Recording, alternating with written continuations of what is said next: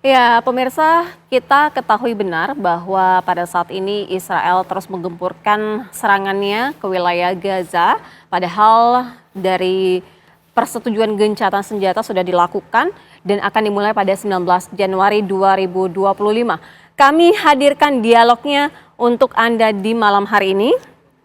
Sudah bergabung bersama kami analis Timur Tengah, Faisal Assegaf. Selamat malam, Assalamualaikum Malam, Bang Faisal. Waalaikumsalam Mbak Sira. Kemudian kita juga akan menghadirkan bagaimana dengan pantauan dari Gaza, ada relawan Mercy, Marisa Nuriti akan bergabung bersama Ya, kami nanti, kami juga akan mencoba. Baik, Assalamualaikum Mbak Marisa. Waalaikumsalam Mbak Sira. Mbak Marisa, kita ingin tahu kondisinya seperti apa di sana. Karena yang kita ketahui bahwa gempuran dari Israel ini terus membombardir wilayah Gaza hingga hari ini, walaupun kesepakatan gencatan senjata sudah dilakukan. Ya, benar sekali Mbak Sira. Seperti yang kita ketahui, semenjak kesepakatan gencatan senjata atau ceasefire diumumkan pada hari Rabu 15 Januari 2025, yang juga disambut positif oleh warga Gaza, akan tetapi ternyata ini tidak memberikan dampak yang signifikan terhadap penurunan eskalasi serangan ataupun terhadap suplai logistik barang kebutuhan di Gaza.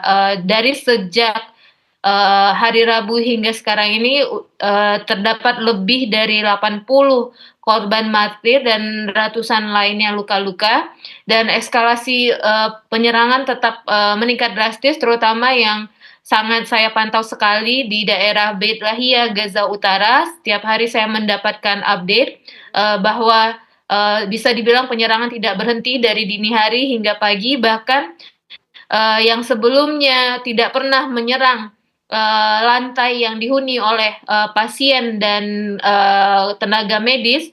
Israel pada hari Kamis kemarin kurang lebih di sekitar jam 1.30 menyerang lantai 1 Rumah Sakit Indonesia yang mengakibatkan kerusakan di dinding dan beberapa infrastruktur di sekitarnya. Jadi gencatan senjata yang terjadi sekarang ini belumlah gencatan senjata seperti yang diharapkan, karena memang efektifnya berlaku mulai hari Minggu tanggal 19 Januari.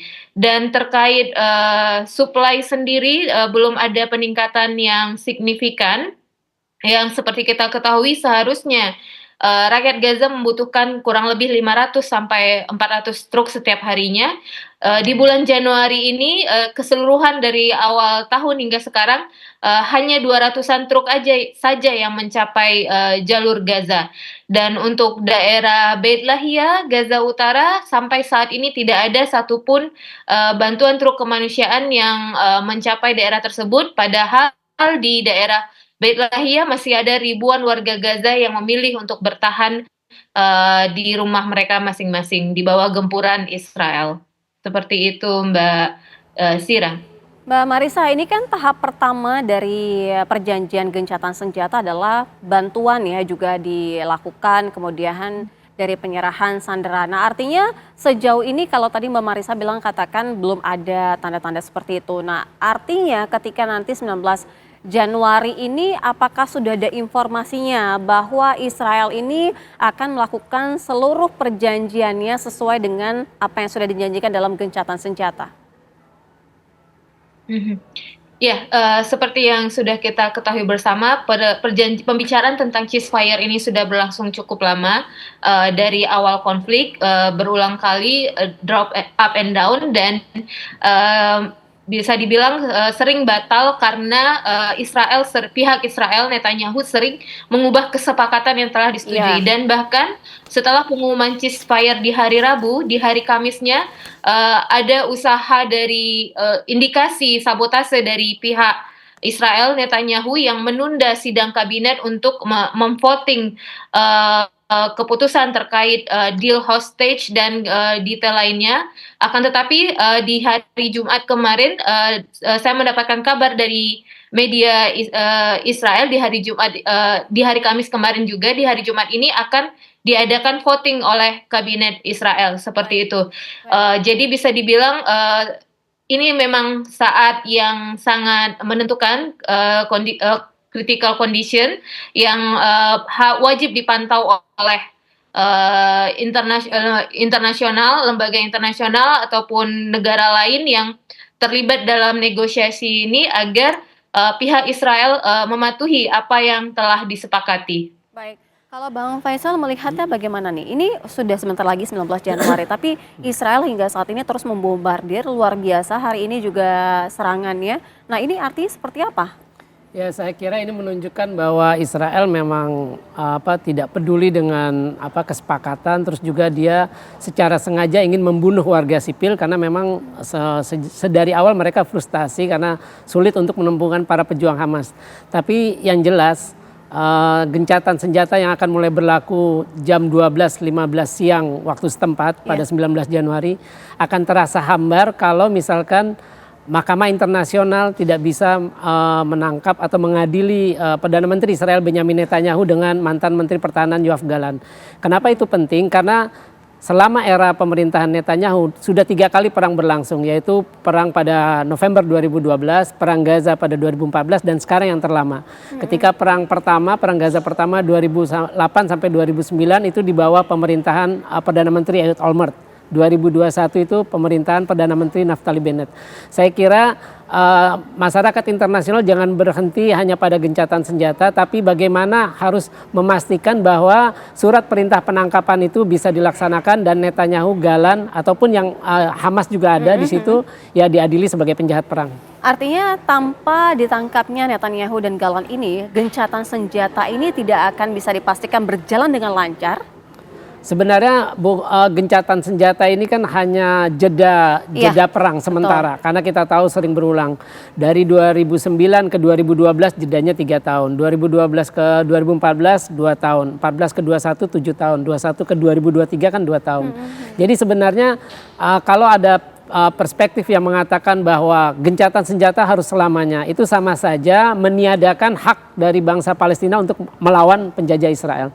Jadi ya kita tidak bisa mengharapkan gencatan senjata secara permanen atau selamanya, karena ya sebagai bangsa yang dijajah, ya bangsa Palestina dalam hal ini milisi Hamas ataupun kelompok bersenjata lainnya berhak melawan penjajah Israel baik di Gaza maupun tepi barat. Hingga harusnya bebas-bebas benar-benar dari penjajahan begitu secara total ya. Iya, itu sebenarnya. Nah, tapi paling tidak begini kan, ini waktu sudah sebentar lagi 19 Januari. Kemudian ada tahapan-tahapan dari gencatan senjata, salah satunya dengan penyaluran bantuan, kemudian dari penyerahan tahanan begitu. Ini akan terrealisasi tidak jika kalau kita melihat eskalasi pada hari ini yang terus meningkat, bombardir di wilayah Gaza masih terus dilakukan oleh Israel? Ya, ini harus terrealisasi. Kenapa? Karena ini juga menyelamatkan muka Netanyahu.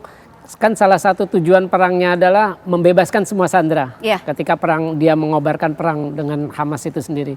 Tapi dari 7 Oktober sampai sekarang itu kan yang bebas itu kan beberapa, saya lupa jumlahnya, itu kan baru sekali, itu pun lewat pertukaran sandera. Jadi bukan upaya dari militer Israel. Nah, ini gencatan senjata ini perlu bagi Netanyahu karena juga untuk menyelamatkan mukanya, apalagi ada tekanan domestik di dalam negeri dari keluarga. Selain itu juga gencatan senjata ini menegaskan bahwa memang Israel sudah kalah dari sejak awal ketika serangan 7 Oktober 2023. Tapi kira-kira Netanyahu dan Gallant ini akan bisa diadili secara tuntas begitu kalau misal dari dunia internasional terus menyoroti, mengawal dan akhirnya bisa dilakukan itu, atau jangan-jangan nih apapun yang dilakukan oleh internasional mata tetap tertuju dengan itu tidak akan pernah bisa dilakukan? Kalau kita mengandalkan Amerika itu sedang membahas sebuah undang-undang untuk memberikan sanksi kepada ICC karena ingin menyelidiki atau ingin menangkap para pejabat Israel atas tuduhan genosida. Artinya dukungan Amerika terhadap Israel itu ya dukungan bias. Padahal orang udah dianggap genosida, melakukan kejahatan kemanusiaan, tapi masih tetap dibela. Saya kira perlu komitmen masyarakat internasional semua negara, baik yang menandatangani Statuta Roma untuk ICC ataupun tidak. Kayak Indonesia kan tidak menandatangani untuk yang ICC, walaupun dia Statuta Roma, ya tetap harus punya komitmen bersama. Jadi dimanapun ada Netanyahu atau Gallant atau tentara Israel yang datang itu ya harus ditangkap karena tentara itu kan juga ada yang ikut terlibat dalam kejahatan kemanusiaan di Gaza. Bang Faisal, ada yang ingin dikomunikasikan kepada Mbak Marisa dari relawan Mercy? Boleh silakan, ada yang ingin ditanyakan? Oh iya, Mbak Marisa. Ya, halo. Gimana Bang Faisal? Mbak, kira-kira rumah sakit Indonesia itu kapan ya bisa diakses oleh tim dari Mercy? Ya, memang tim EMT Mercy berkomitmen untuk mendeploy, menugaskan timnya ke daerah Gaza Utara, khususnya Beit Lahia. Saat ini kebetulan kita lagi di fase rotasi. Tim 6 kemarin sudah keluar dari Gaza, telah sampai di Indonesia, dan tim 7 akan masuk ke Gaza, dan kita akan berusaha kembali seperti yang sebelumnya. Tim 6 telah pernah berhasil mencapai Kamal Adwan Hospital saat itu, dan untuk tim ketujuh memang akan diagendakan untuk mencapai Gaza Utara lagi. Apakah itu nanti, saat ini ada 2 rumah sakit yang diharapkan untuk diaktifkan kembali, yaitu Rumah Sakit Indonesia dan Rumah Sakit Al-Auda. Jadi mungkin di akhir Januari tim masuk Gaza, kita akan terus berusaha. Apakah itu nanti ceasefire atau tidak, tim Mercy berkomitmen untuk mencapai Gaza Utara. Seperti itu, Bang Faisal. Mbak, ini ada nggak diskusi di Mercy sendiri untuk mengajukan ganti rugi kepada Israel? Karena kan ini rumah sakit Indonesia sumbangan masyarakat Indonesia dan dirusak dan selalu diserang oleh Israel. Ada nggak rencana itu?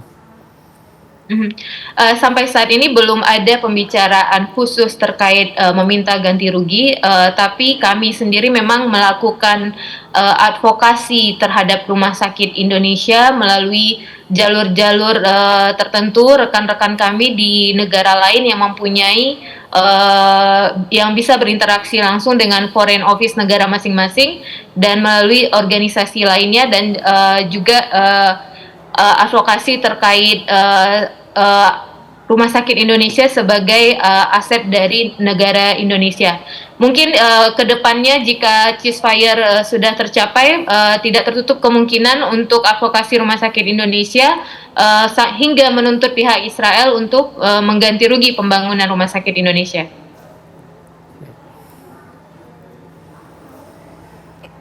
Udah. Iya. Mbak Marisa, begini, kalau misalnya tadi Mbak Marisa mengatakan bahwa kondisinya saat ini juga memang tidak baik-baik saja di sana, sangat-sangat masih dirasakan ya. Tadinya sempat ada kegembiraan dari warga Gaza, kemudian berubah ya karena serangannya sangat masif. Nah, artinya bagaimana saat ini kondisi warga Gaza, Mbak Marisa? Ya, saat ini saya mengamati dari kemarin malam, terutama di sekitar Derbalah di mana kita saat ini tinggal. Warga Gaza seperti yang saya bilang, mereka menyambut gembira dengan kesepakatan ini, merupakan sesuatu milestone baru setelah pembicaraan ceasefire yang berlarut-larut. Akan tetapi mereka juga menyadari bahwa ini membutuhkan waktu untuk benar-benar terwujud. Jadi sebagian dari mereka masih memilih, semua masih memilih untuk bertahan di tenda-tenda pengungsian, dan hingga tercapai kesepakatan yang sebenarnya. Bagi mereka ini sebuah harapan setelah 15 bulan genosida Israel di Gaza. Bukan kondisi yang mudah untuk dihadapi oleh warga Gaza. Jadi walaupun mereka tahu ini masih ada potensi untuk tidak jadi, tapi bagi mereka memiliki sedikit harapan saja itu sudah cukup memberikan semangat untuk melanjutkan perjuangan. Seperti itu, Mbak Sira. Iya, untuk bantuan sendiri saat ini apakah sudah mulai ada informasi bahwa bisa diakses atau memang harus menunggu pada 19 Januari ketika gencatan senjata ini mulai dilakukan? Ya, saat ini untuk bantuan tidak ada peningkatan yang signifikan dari semenjak pengumuman di hari Rabu.